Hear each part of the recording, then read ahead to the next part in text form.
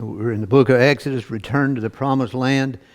What I'm trying to do with this series started in Genesis and Exodus, and it's not the most exciting way to do, but I'm trying to cover in depth each one of these books in particular, and I got one more in the Torah and the first 5 books of the Bible I'll probably do that with, because we need the infinite details of this. We need to know, even if sometimes it's not exciting to go through it like this, but I want it to have an impact. I want us to know, as Christians, we need to really have a deep understanding of Genesis and Exodus especially, because it has so much to do with who we are, who Jesus is, and so on. So I still say, if you don't understand the book of Genesis, you're going to have a hard time understanding the rest of the Bible and the New Testament, because it's so tied together.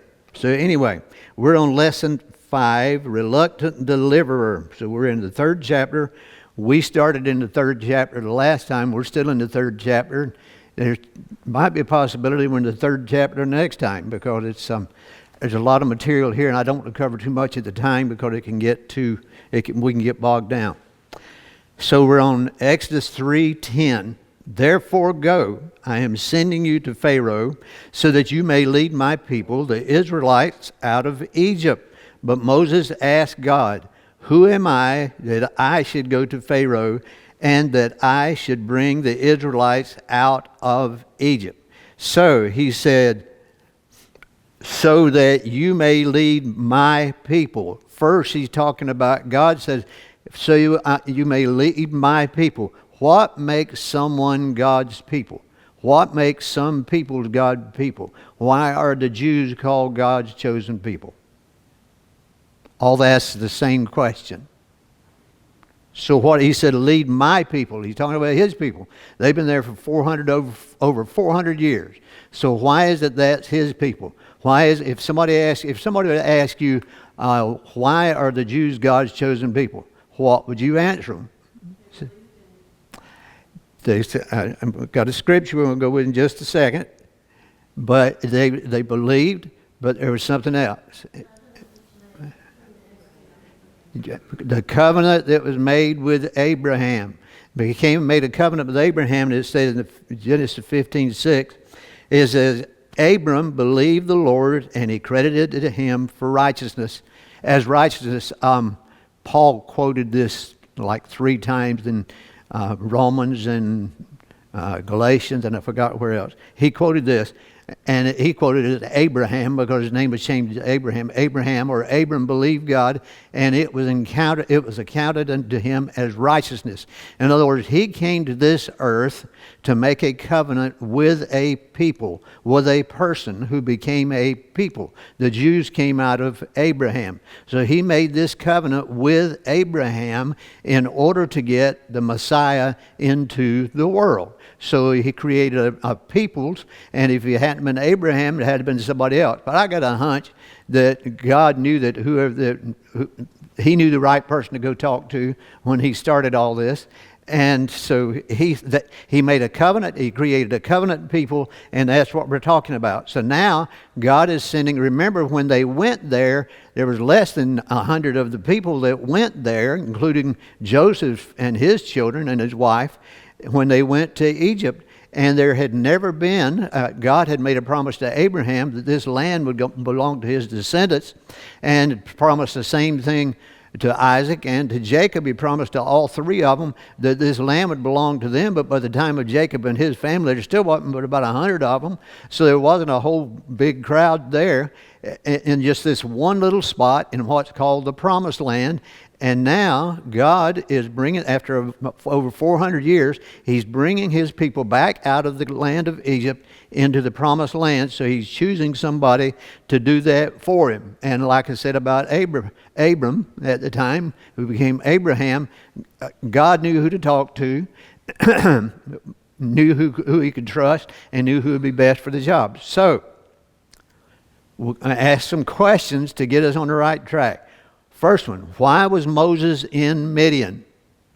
Why was he in Midian? He left Egypt because he had killed an Egyptian. He was running. His GPS was not working. So he winds up when he ran from Egypt, he winds up in Midian. And there in Midian, he marries and starts producing offspring, but he gets married and he's living there. And then my next question, how long had he been there? At the time when God was talking to him now, how long had he been in Midian?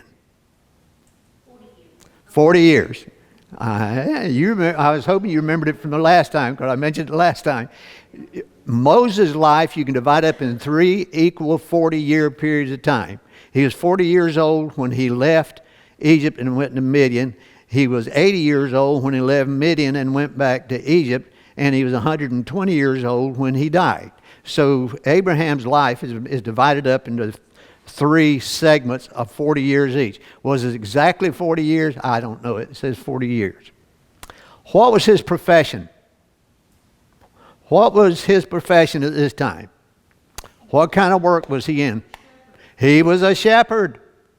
He was not a king. He was not a master of much of anything. He was not a leader of men. He was leading a bunch of sheep, trying to take care of a bunch of sheep. And he carried them all around to a different area to get them get them to an area where they could graze. When he had this encounter with the burning bush and with the angel that talked to him out of the burning bush. So when he had this encounter, so he was a shepherd. So far, do we see anything that would qualify him to lead anybody out of anything? Okay. Don't answer this question. Did Moses have any qualifications that would make him the right choice? Sir. What was the most valuable qualification? John Adams. This is a quote from John Adams. The management of so complicated and mighty a machine, this is in 1776, around that area, as the United Colonies requires the meekness of Moses, the patience of Job, and the wisdom of Solomon added to the valor of Daniel. I would say John Adams was well read in the Bible. He understood all these characters, and so he makes this particular quote. But he said the meekness of Moses. So we're going to see as we go here if he's meek or if he's proud. Okay, verse 12. He answered. This is what God said. I will certainly be with you. What more do you need? What more do you need? He said, I will certainly be with you.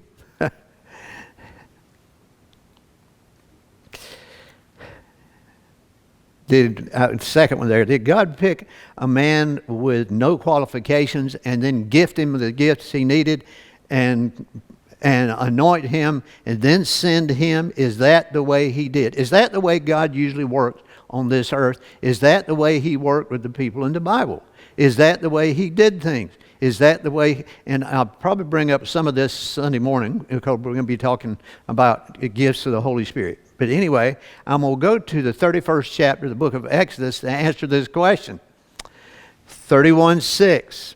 It says, and I, indeed I, have appointed with Aholiab the son of Ahisamach of the tribe of Dan, and I have put wisdom in their hearts of all the gifted artisans, that they may take all that I have they may make all that I have commanded them. Look at what God is doing there. He didn't take people that were shepherds and make them into artisans and then use them to create the things of the temple. What did he do? He took the people who were artisans, who were already gifted in this area, who had already been working in this area, and then he anointed them with the Holy Spirit in order to further what their calling was and further what they did. In other words, they were artisans before, they became better artisans afterwards.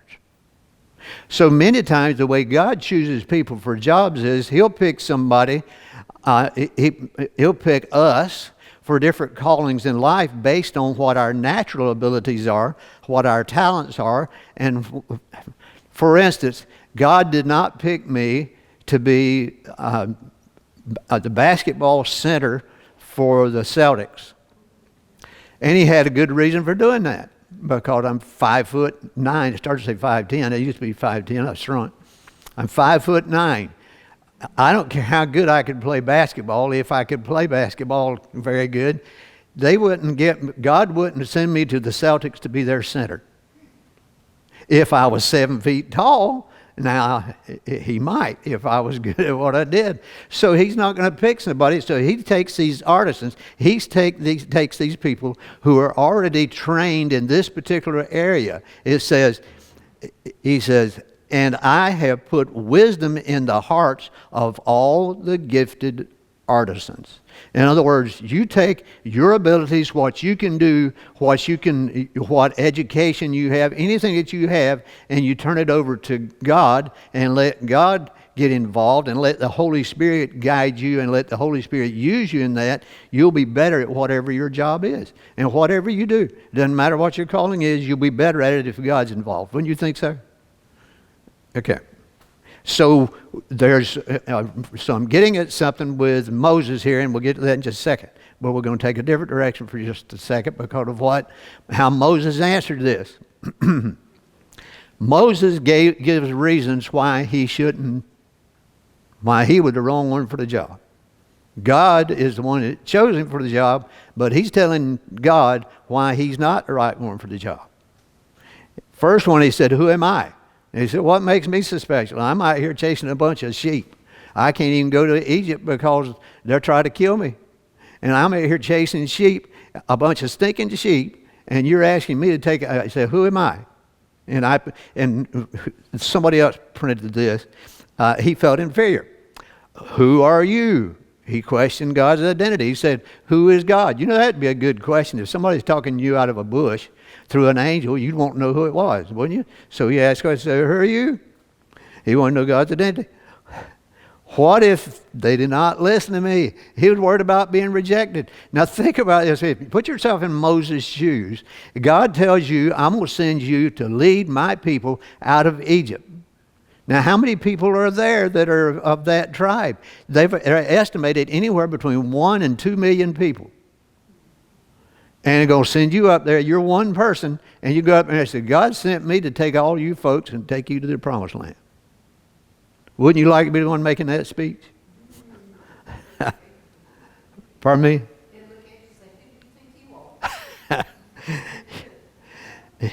He said, "What if they not listen to me?"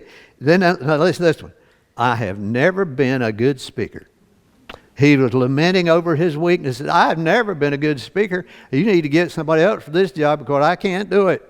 And then finally, he winds up on this one. "I know you can find somebody better. I know you can find..." You know, I've told you all this before, but something it bothers. So don't ever do this to me. Come to me and say, like Gene's our treasurer. And Gene comes to me and said, "I think it's time to give somebody else opportunity to serve." People will tell me that. I said, "All you're telling me is you want to quit. That's all you're telling me. You're trying to make it sound holy." And that's what I tell them. You're trying to make it sound holy to come to me. Why don't you just come to me and say, "Look, I'm tired of being the treasurer. Can you get somebody else? And we'll see what we can do." But most of the time when you approach somebody, what are you trying to do? You're trying to over-spiritualize something. There's really a reason you're tired of it. And it's all good reasons. There's no problem with that. But he's doing this thing. "I know you can find somebody better."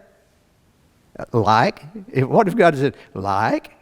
Who do you propose?" God didn't do that. What was legitimate worry that Moses could have had that he didn't bring up? About going back to another one. That's a good one. He's getting a little bit of age on him. He's 80 years old. What's another one? Why did he leave Egypt in the first place? Would you want to go back to Egypt if you'd have killed somebody there? And even if it had been 40 years. They didn't have a statute of limitations back then. So that's the reason he was in Midian in the first place.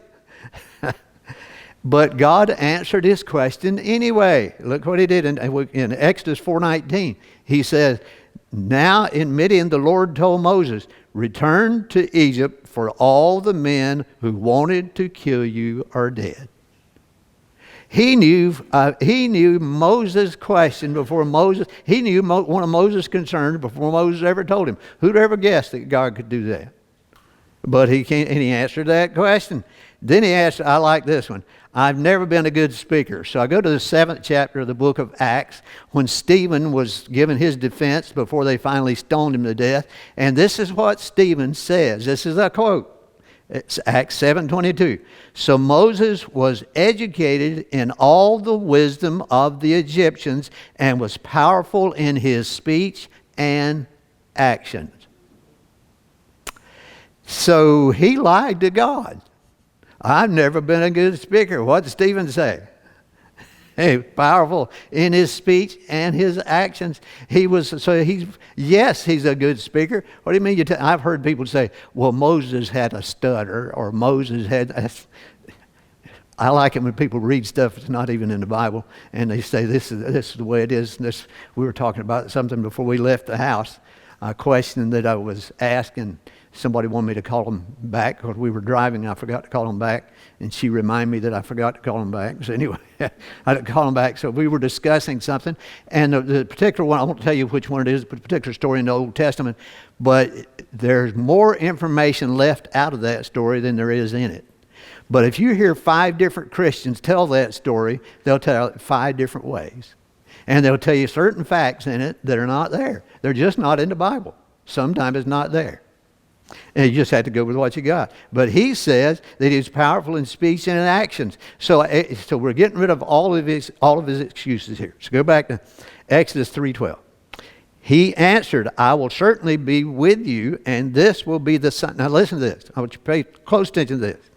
He answered, I will certainly be with you, and this will be the sign to you. Okay? He's going to give them a sign. He's going to give Moses a sign to help him believe. Okay? To you that I am the one who sent you. When you bring the people out of Egypt, you will all worship God at this mountain. Well, he said, I'm going to give you a sign. And then he tells Moses, this sign is going to be after you get all the people back out. Is when you're going to see the sign. I'd like to see one up front personally, and I bet you Moses was the same way. But God tells him this, and a lot of times we have to act on faith, and then we'll see a sign that we have headed in the right direction, that we're doing the right thing. God doesn't always give us a sign up front. And in fact, Jesus jumped all over him for it. You keep asking me for signs. How many more signs do you want? I mean, these people asked Jesus, show us a sign. He had healed blind people. He had healed lame people. He had raised people from the dead. And they're saying, give us a sign. What in the world? What else can I do? So anyway, God works with us. But many times the sign we'll get is after we accept that in faith ourselves. Then we'll see a sign. So I want to look at a few things here so we can get a frame of thought about where we are. And this is the area where Moses is when he's talking to God. That's the same as right over here. This map's a little bit different here because I did this one because it has Midian. This is where he was living. Over here is where where Mount Sinai is, sometimes referred to as Mount Horeb. This is where we believe it is, where Mount Sinai is. And this is where he is when he's talking to God at this particular time. And this is one of the directions. This is Mount Sinai. This is the monastery of St. Catherine, if I remember correctly. This is the oldest continuously inhabited monastery in the world. And it was built in the 6th century. So they've been there a while. And you can see the walls they have around it. Here is a picture of inside that monastery. They built it at the foot of Mount Sinai. There's a lot of, I didn't want to do too many pictures, but that's gorgeous. Who built that knew what they were doing. There were some pretty good artisans. God had blessed them well. Here's a better view of the monastery itself. I want to get past it so because we're going to be talking about Mount Sinai. And you can see it from the air and see all the different buildings. It's like a small town inside these walls where these people have lived for all these years. What is it, 1,400 years? So it's been a long time, people. It's not the same people, in case you wonder. They're different people. And here's Mount Sinai from a different direction. Is this the way you'd picture Mount Sinai? You'd pick, when we think mountains, what do we think?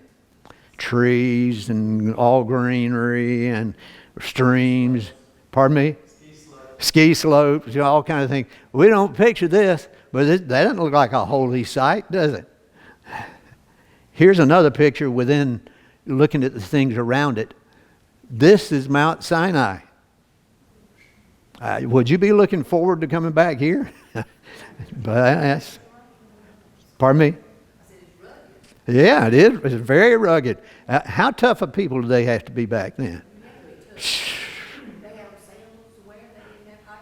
No, they didn't have tennis shoes like I'm wearing my tennis shoes.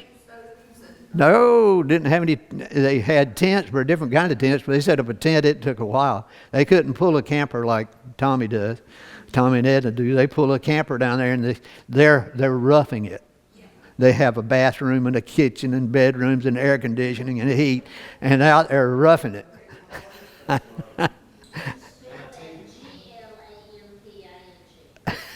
Glamping. So I got to get on here because there's a place I want to get to if I can. What did you say? Only one TV. That's roughing it because you only have one TV. I got you. I got you. Exodus 3:13. Then Moses asked God, if I go to the Israelites and say to them, the God of your ancestors has sent me to you, and they ask me, what is his name? What should I tell them?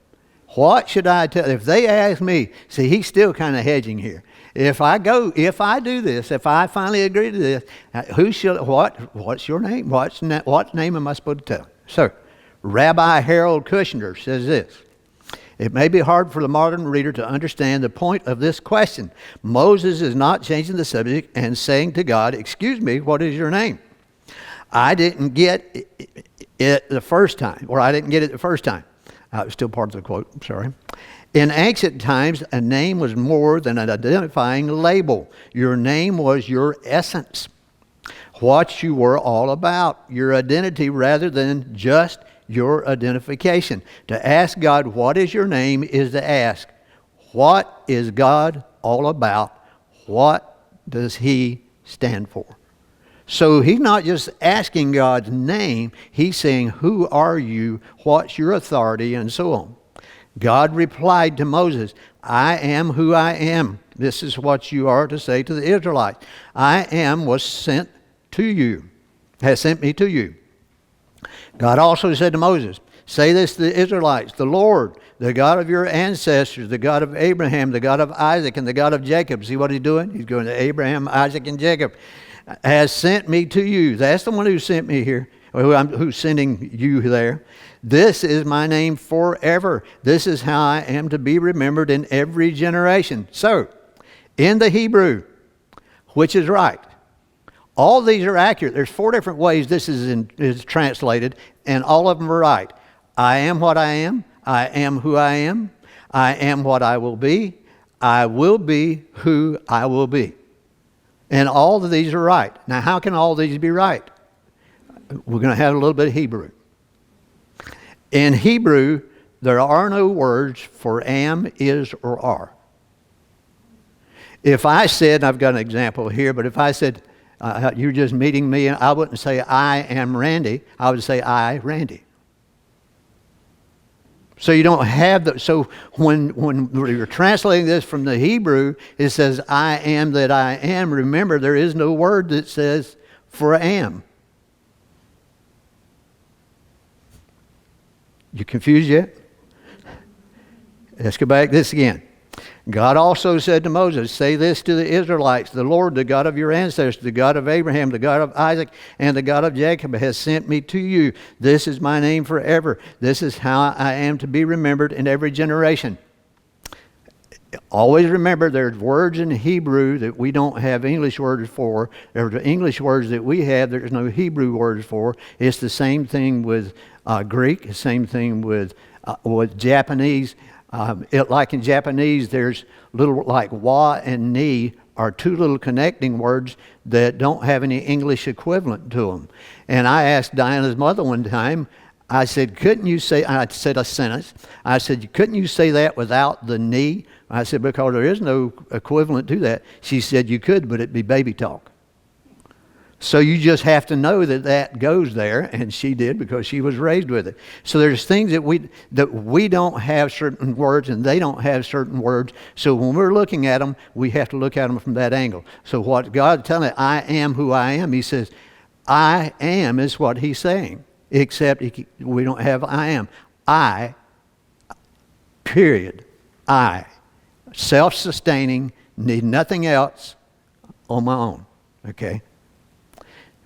The Hebrew, Jehovah is the way we say this, or Yahweh.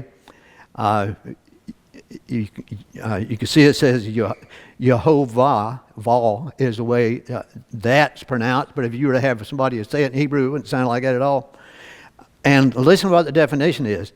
The self-existent or eternal. Jehovah, Jewish national name for God, Jehovah the Lord. So it's the self-existent or eternal. So that's what God is saying is, I am self-existent. I am within myself. I am who I am is the way we would put it. I will be who I will be. So when you, YHVH and YHWH is what they call the tetragrammaton. You like that word? You need a new word for today if you haven't seen that. The tetragrammaton, which, pardon me? Tetragrammaton means the four letters in Greek. I used it in a sentence. So the tetragrammaton. So where we get the YH, is there a YH, VH, or what? So there's still a debate of whether it's YH, VH, or YH, WH, and it will be into the end of time. But we'll say YHVH is the first one I got there. Where do we get those letters from to call for the tetragrammaton? They're not Hebrew letters. Look at the Hebrew letters. How many letters are there?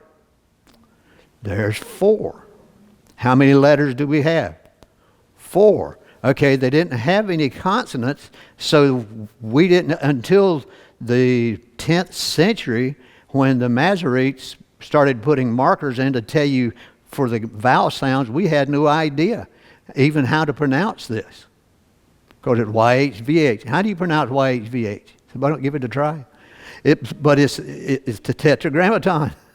It's that word. And so it's a 4-letter word. In fact, I'm putting this next one so you can see. It's a transliteration. In other words, you all want another big word? It's a transliteration. A transliteration is you take 4 Hebrew letters and you make the equivalent 4 English letters, but you're not changing anything. You're just making the equivalent letter.